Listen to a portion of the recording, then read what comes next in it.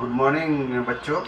आज मैं जिन दो विशेष टॉपिक्स में आपसे बात करना चाहता हूँ उनमें एक तो है कूलाम का नियम और दूसरा है उसका उपयोग। कूलाम के नियम को हम थोड़ा सा डिटेल में आज बात करेंगे कि कूलाम का नियम क्या है। तो कूलाम का नियम, जैसे कि आपसे पहले के वीडियोज़ में भी मैंने एक आध जगह कहीं जिक्र किया है कि दो बिंदु आवेशों के बीच एक बल का एक नियम जो है वो कूलाम ने दिया। तो उसी को देख लेते हैं। कूलाम का नियम।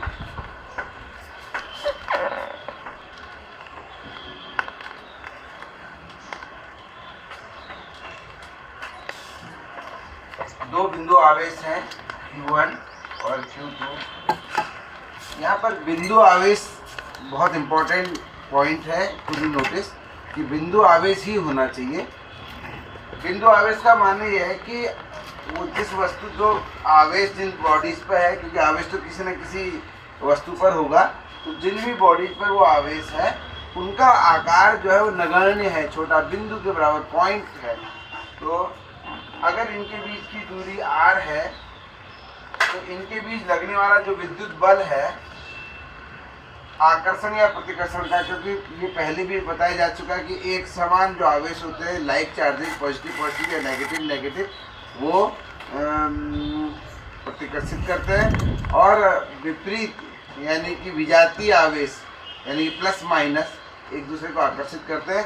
तो जो भी है, चाहे आकर्षण का बल है चाहे प्रतिकर्षण का बल है, अगर मैं उसको यहाँ पे दिखा दूँ, क्योंकि मैंने ये दोनों पॉजिटिव लिए हैं, तो प्रतिकर्षण का बल F जो है वो कूलाम के अनुसार ये जो बल F है ये Q1 Q2 के समानुपाती है और इनके बीच की दूरी के वर्ग के समानुपाती है, या F बराबर मैं कहूँ एक समानुपाती नियतांक का K Q1/r²। ये सूत्र है। इस सूत्र से आप पहले भी अवगत हो चुके होंगे। इसमें जो K है समानुपाती नियतांक, इसके दो मान हैं। इसके दो मान हैं। अगर इनके बीच का माध्यम, ये जो समानुपाती नियतांक है कि ये, जैसे कि आपने गुरुत्वाकर्षण बल भी पढ़ा था जहाँ G(m1m2/r²) आता है, वहाँ पर जो समानुपाती नियतांक होता है कैपिटल G, वो मीडियम पे डिपेंड नहीं करता, इन दोनों के बीच के माध्यम पे डिपेंड नहीं करता है, जबकि ये वाला जो बल है ये माध्यम पे भी डिपेंड करता है। और अगर हम SI सिस्टम, इंटरनेशनल सिस्टम, अगर हम मापन पद्धति यूज कर रहे हैं, Q1 Q2 कूलाम में, R मीटर में, F न्यूटन में, तो उसमें K का मान 1/4πε0 होता है, ε0। जहाँ पर ये सब पूरा खुद भी कांस्टेंट है, 4 कांस्टेंट है, पाई कांस्टेंट है, ε0 को निर्वात की विद्युतशीलता कहते हैं। निर्वात की विद्युतशीलता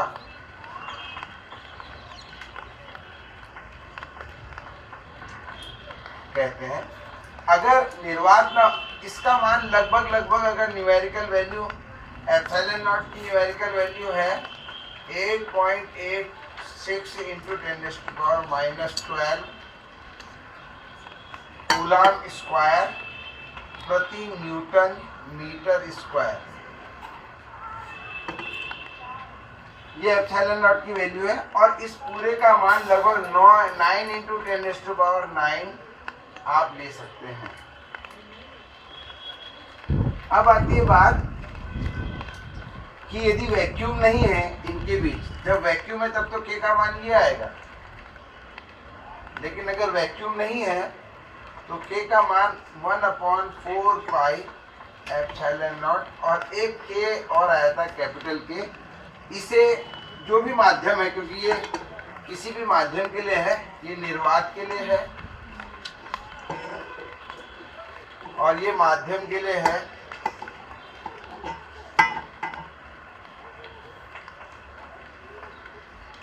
यहाँ पर जो कैपिटल K है इसको हम परावैद्युतांक कहते हैं। किसका? उस माध्यम का, जो भी माध्यम इन दोनों के बीच में फील्ड है। इस k का मान, k का वैल्यू 1 से लेकर 1 से अनंत तक कुछ भी हो सकता है। निर्वात के लिए 1 है, धातु माध्यम के लिए अनंत है।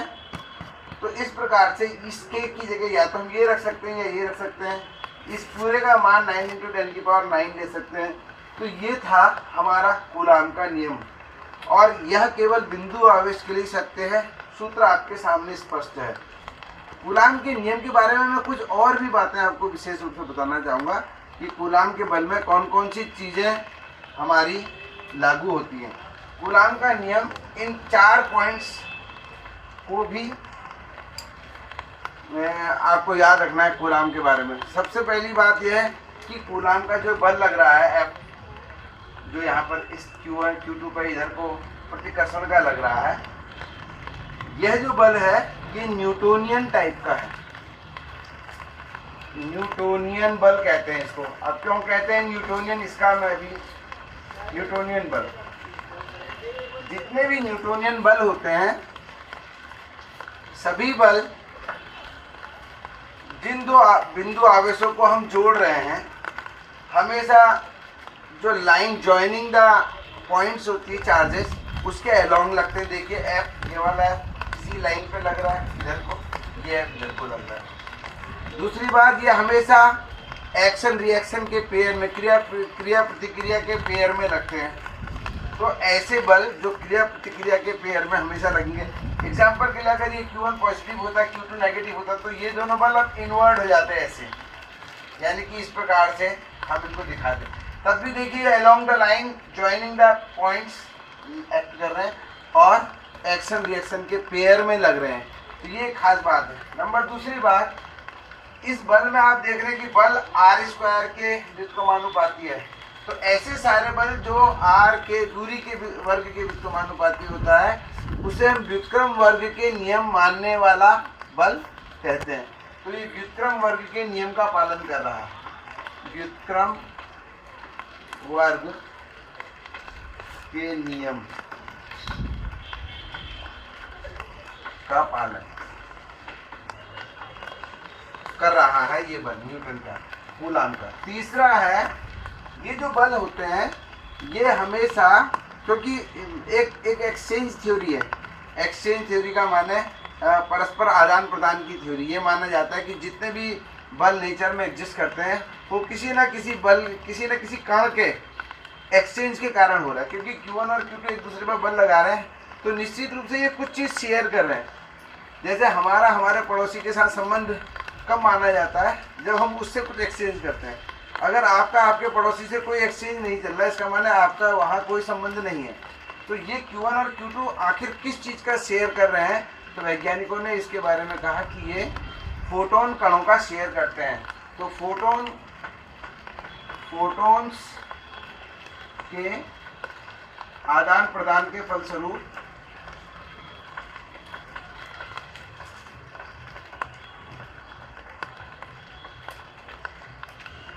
बल उत्पन्न हो रहा है। तो ये कुछ और पॉइंट्स थे जो आप कूलाम के नियम के संदर्भ में याद कर सकते हैं। लेकिन ध्यान रखना है, यह बल केवल दोनों जो कूलाम का नियम लगेगा वो केवल बिंदु आवेशों के बीच में लगेगा। तो बिंदु आवेश के बारे में मैं थोड़ा सा आपको एक बार और क्लियर करा देता हूँ कि हम बिंदु आवेश किसे कहते हैं।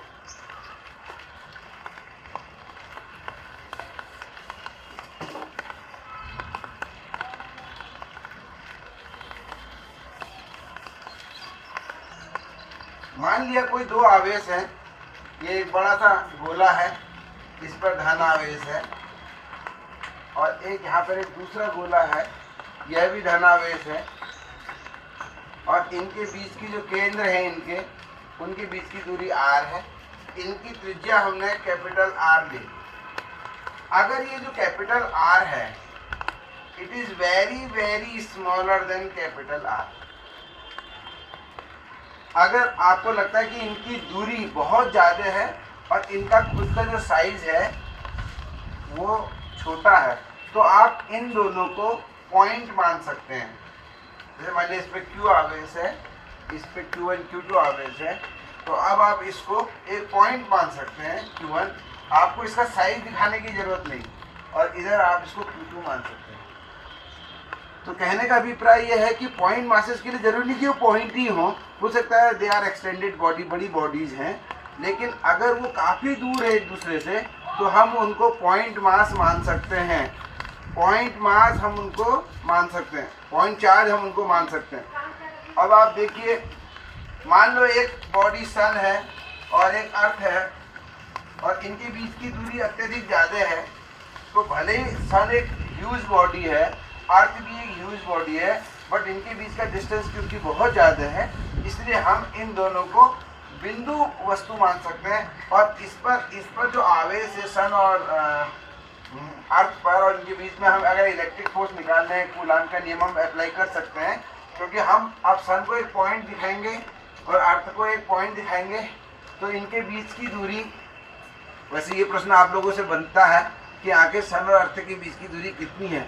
अगर आपको नहीं पता है तो आपको पता होनी चाहिए, आप इसको ज़रूर जानिएगा। This is a question for you and for you have to find the answer of this question. तो मैं समझता हूँ बिंदु आवेश का कॉन्सेप्ट आपकी समझ में आएगा। बिंदु आवेश का माने ये नहीं कि वो बिंदु है, अगर उन दो वस्तुओं के बीच की दूरी बहुत ज़्यादा है तो हम उन दोनों वस्तुओं को बिंदु ले सकते हैं, भले ही वो कितनी भी बड़ी क्यों ना हो।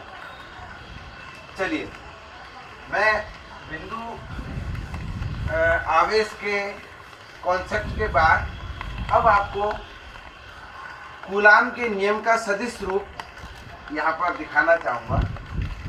उसका क्या कारण है, कूलाम के नियम का सदिश रूप आखिर हमें क्यों जानना चाहिए। देखिए, इससे पहले जब मैंने कूलाम का नियम का भी आपको डिस्कस किया तो उसमें आपको याद होगा हमने दोनों बल Q1 और Q2 पर दोनों बल F दिखाए थे लगे हुए।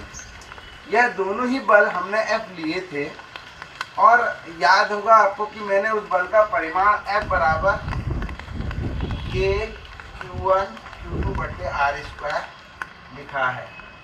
अब यहाँ पे ध्यान देने की बात यह है कि हमने कक्षा 11 में यह पढ़ा है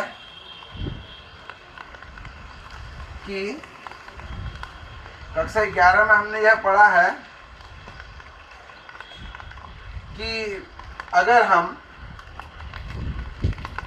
बल को जब भी दिखाएंगे तो बल एक सदिश राशि है, बल एक सदिश राशि है, बल की दिशा जो है वह भी दिखानी बहुत आवश्यक है। जबकि इससे पहले जो हमने कूलाम का नियम डिस्कस किया है वहाँ बल हमने दिखाए तो हैं चित्र में, बट क्या हम उनको मैथमेटिकली गणित के रूप में लिख सकते हैं? तो yes, answer to this question is yes, हम लिख सकते हैं, हम उसको सदिश रूप में भी व्यक्त कर सकते हैं। देखिए, मैं आपको फिर से उसको स्पष्ट करता हूँ। ये था कूलाम के नियम का वह सूत्र जो हमने लिखा। अगर मैं अभी ये जो F है या इसमें दिशा कहीं नहीं दिखाई गई है, लेकिन अगर मैं इसके ऊपर एक वेक्टर लगा दूं तो अब आप देखिए इस साइड दिशा भी है, परिमाण भी आ गया है बल, क्योंकि बल के ऊपर हमने वेक्टर लगा दिया है। लेकिन राइट हैंड साइड में आप देखिए केवल परिमाण ही परिमाण है, तो दिशा नहीं है। और आपको शायद पता होगा जब किसी परिमाण के साथ हमको दिशा भी दिखानी होती है तो हम एकांक सदिश का प्रयोग करते हैं। एकांक सदिश, अब यहाँ पर हमने कोई अभी फिलहाल नहीं लिया है, तो हम ये मान लेते हैं ये जो F है इसकी दिशा ये n कैप की दिशा है। लेकिन अभी ये n कैप होगा क्या, ये आपको अभी मैं चित्र के द्वारा समझाऊंगा। मैंने आपको बस केवल यह बताने का प्रयास किया है कि जब कभी भी आप बल दिखाएंगे तो बल एक सदिश राशि है, तो क्या आप उसको सदिश रूप में दिखा पा रहे हैं, यह भी इम्पोर्टेंट है। तो चलिए देखते हैं। ये मैंने एक फ्रेम ऑफ रेफरेंस लिया है, निर्देशांक तल, ये मूल बिंदु ले लिया है। मान लिया कोई बिंदु A है, कहाँ पर है A, तो उसके लिए ये मैंने एक स्थिति सदिश लिया है R1, यानी कि इस पूरे निर्देश तल में मैंने कोई एक पोजीशन मान ली A, यहाँ पर मेरा आवेश Q1 रखा है, और इस पोजीशन ये A जहाँ पर है उसकी पोजीशन मुझे पता है R1 वेक्टर के द्वारा दिखाई जा रही है। इसी प्रकार से दूसरा बिंदु बी मैंने ले लिया, इसका जो पोजीशन वेक्टर है r2 है। इसका माने अब मुझे पता है कि a कहाँ पर है और b कहाँ पर है। अगर मैं, और यहाँ पर q2 ऑब्वियस मैंने रखा है। अब ये जो a है, अगर मैं a के रिस्पेक्ट में b कहाँ है बताना चाहूँगा तो उसको मैं इस वेक्टर से दिखाऊंगा। ये जो वेक्टर AB है हमारा, ये A से B तक, यानी कि A के रिस्पेक्ट में B कहाँ है, तो ये जो वेक्टर है, मैंने यहाँ पे एरो नहीं बनाया but you can assume it, मान सकते हो कि ये जो वेक्टर है AB, आपने अगर सदिश वाला 11 का पार्ट आपको याद है तो जब भी कोई ऐसा, अगर मुझे किसी बिंदु A का स्थिति सदिश पता हो, B का स्थिति सदिश पता हो, तो AB का स्थिति सदिश में हम B का स्थिति सदिश R2 माइनस इस A का स्थिति सदिश R1 ऐसे लेते हैं,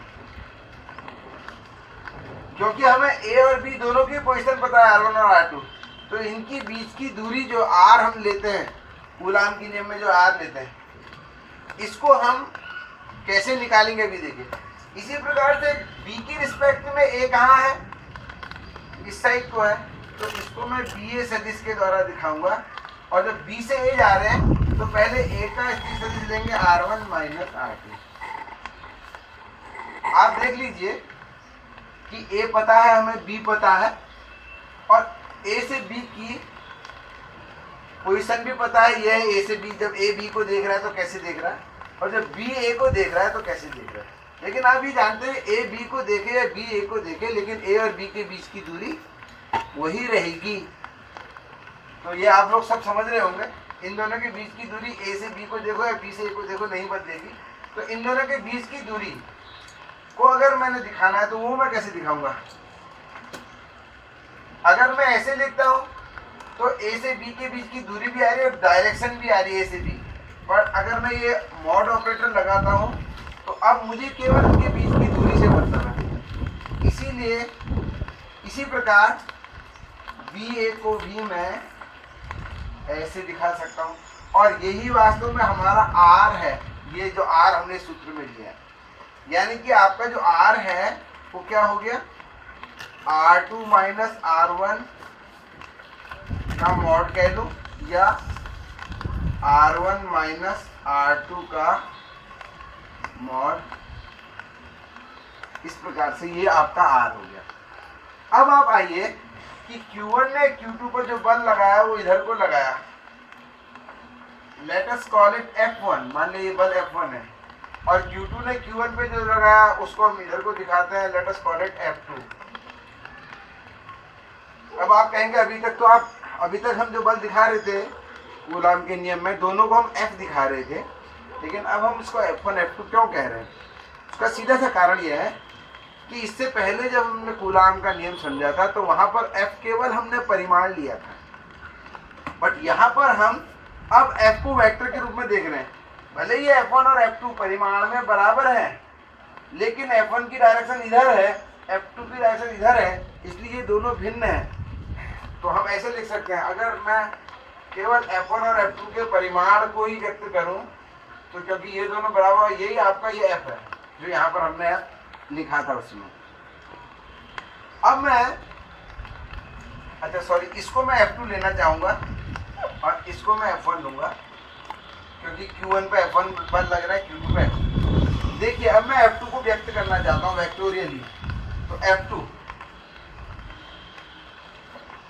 तो मुझे जब मैं F2 को वेक्टोरियली लिखूंगा तो मुझे इसका परिमाण और इसकी दिशा दोनों ही लिखनी पड़ेंगी।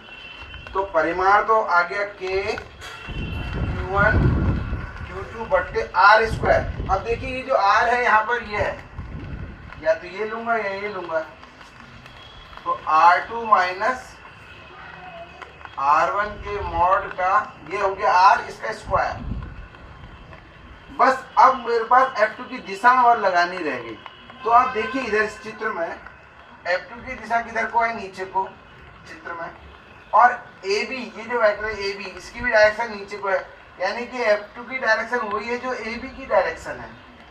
तो AB की डायरेक्शन कैसे निकालेंगे, किसी भी वेक्टर की डायरेक्शन निकालने के लिए कैसे निकाला जाता है, देखिए किसी भी डायरेक्शन माने यूनिट वेक्टर, ये कैप लगा दिया, कैप जो है वो यूनिट वेक्टर को दिखाता है, तो कैप लगा दिया तो किसी भी वेक्टर का यूनिट वेक्टर कैसे मिलता है, अगर हम उस वेक्टर को उसी के मॉड से डिवाइड कर दें,